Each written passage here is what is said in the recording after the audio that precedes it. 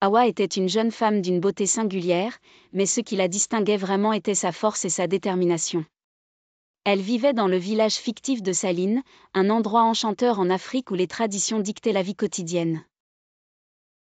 Les collines verdoyantes entouraient le village et les couleurs vives des tissus qui ornaient les femmes créaient une symphonie visuelle sous le soleil brûlant.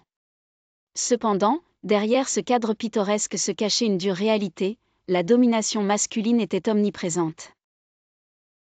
Hawa grandissait en observant, en silence, les injustices subies par sa mère et les autres femmes du village. Sa mère, autrefois pleine de promesses et de rêves, avait été brisée par les attentes d'une société où les hommes écrasaient la voix féminine.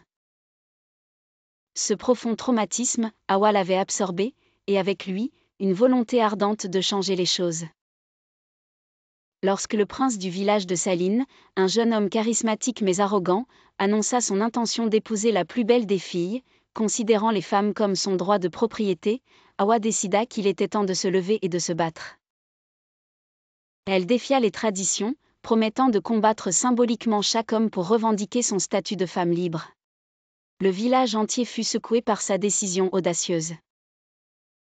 Nombreux étaient ceux qui parlaient en chuchotant de la folie d'Hawa, mais d'autres, plus discrets, espéraient secrètement qu'elle remporte son combat.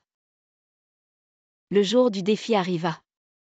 Sous un ciel plein de promesses orageuses, le village rassemblé formait un cercle autour d'Hawa, ses vêtements chatoyants comme une armure, elle se tenait droite et fière. Les percussions des tambours résonnaient, marquant le début de chaque affrontement. Hawa affronta d'abord les jeunes hommes, démontrant son adresse et sa force hors du commun. Chacun de ces duels était un spectacle de puissance et de stratégie, illustrant à quel point elle était déterminée à revendiquer sa liberté. Mais le moment le plus redouté était celui du duel face au prince. La tension était palpable. Hawa se battit avec une intensité qui dépassait la simple force physique, c'était le cri de tout un passé douloureux et d'une détermination à ne plus être asservie.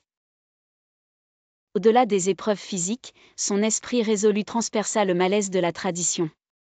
La victoire d'Hawa ne fut pas simplement celle d'une femme contre un homme ou une culture, c'était la consécration d'un nouvel espoir pour toutes les femmes de Saline.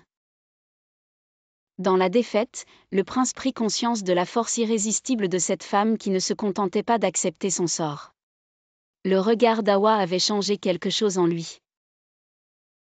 En reculant pour laisser Hawa passer, il faisait place à une nouvelle ère où les femmes commenceraient à écrire leur propre destinée.